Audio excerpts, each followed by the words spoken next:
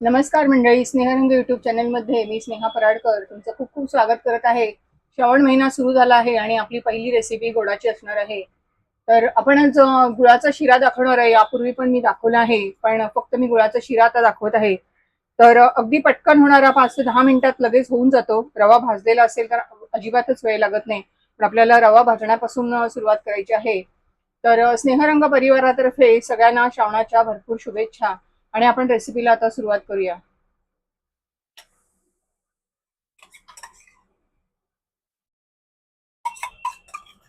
दोन मोठे चमचे साजूक तूप घालते मी आणि याच्यात आपण हा 1 वाटी रवा घेणार आहोत.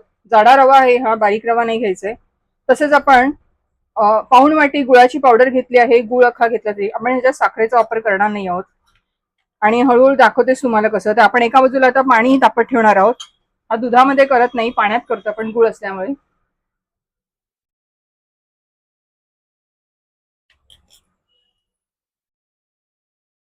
आपण 1 वाटी रवा ज्या वाटीने घेतलेला आहे त्याच वाटीने आपण 1.5 वाटी पाणी घेणार आहोत.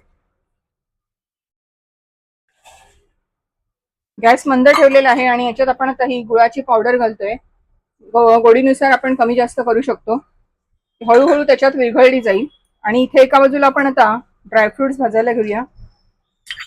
सगळ्यात प्रथम आपण ड्रायफ्रुट्स भाजतोय.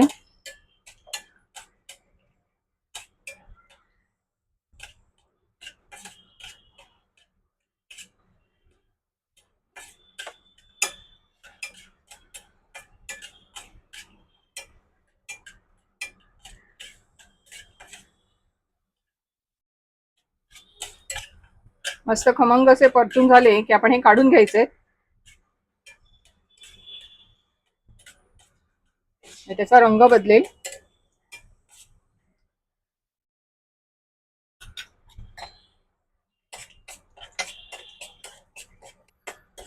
आपल्या आवडीनुसार जे काही घरात ड्रायफ्रुट्स असतील ते घ्यायचे. काजू, बदाम, मनुका आहे ते आता इथे आपण गरम नाही करणार आहोत, डायरेक्ट घालणार आहोत नंतर मग शिऱ्यामध्ये. आणि हा शिरा इतका छान लागतो म्हणजे साखर आणि दुधाचा जो आपण प्रसादाचा शिरा करतो त्यापेक्षा हा अतिशय सुंदर लागतो. आणि खूप पौष्टिक पण आहे गुळात बनवल्यामुळे.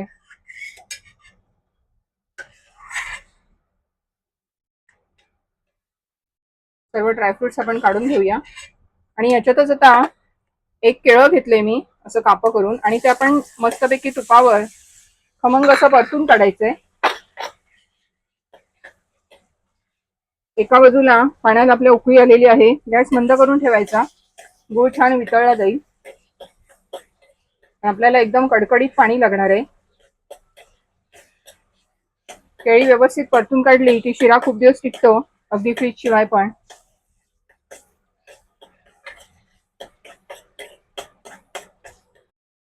केळी आपली छान भाजून झालेली आहे, तळून झालेली आहे. आणि आपण हा आता जाडा रवा याच्यामध्ये. आता कौशल्य आहे की खूप मंद याच्यावर हा रवा भाजत राहायचंय. रवा भाजलेला असेल तर पटकन होतं, पण हा रवा भाजलेला नव्हता त्याच्यामुळे थोडा वेळ जाईल. छान गुलाबी रंगावर आपल्याला परतून काढायचे केळ्यासोबत. आणि सतत ढवळत राहायचंय, तो खाली लागता कामा नये.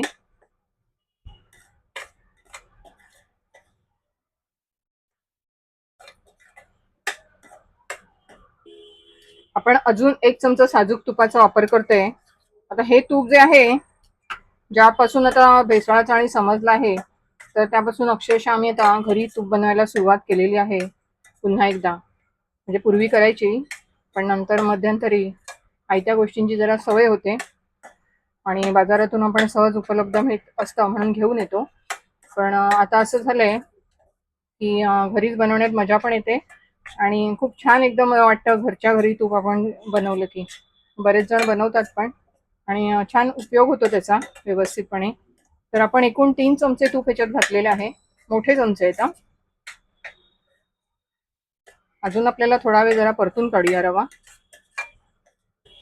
रवा मस्त असा फुलला आहे. आपण याच्यामध्ये वेलची आणि आता गुळाचा करत असल्यामुळे जायफळची पावडर घालतोय. ड्रायफ्रुट्स आपण सगळ्यात शेवटी घालूया. आणि एका बाजूला जे गुळाचं पाणी करत ठेवलेलं आहे ते खूप गरम असणं, म्हणजे गॅसवरच ठेवलंय मी, कडकडीतच हवं आपल्याला ते, तरच तो रवा छान फुलला जाईल, नाहीतर फुलत नाही नीट. आता हे ओतताना अगदी अलगद हाताने ओतायचं की वाफ आपल्या हातावर येते. एकदम कडेने मी सोडते आणि नंतर मग आपण ढवळू शकतो.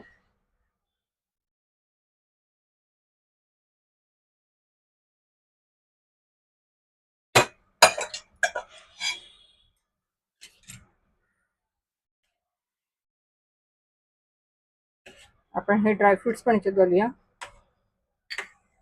आणि या मनुका आहेत. आता याला झाकण ठेवून द्यायचं आणि एकदम मंद गॅसवर मस्त वाफ येऊ द्यायची 1-5 मिनिटं, की आपला शिरा तयार. 5 ते 7 मिनिटं झाली आहेत. बघाल तुम्ही 1 वाटी रव्यापासून केवढा शिरा तयार झाला आहे आणि मस्त फुलला पण आहे तो, व्यवस्थित एकदम दिसतोय.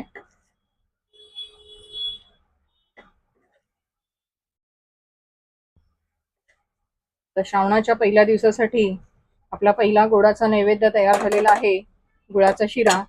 नक्की रेसिपी करून बघा. रेसिपी आवडली तर लाईक करा, शेअर करा आणि सबस्क्राईब करा. धन्यवाद.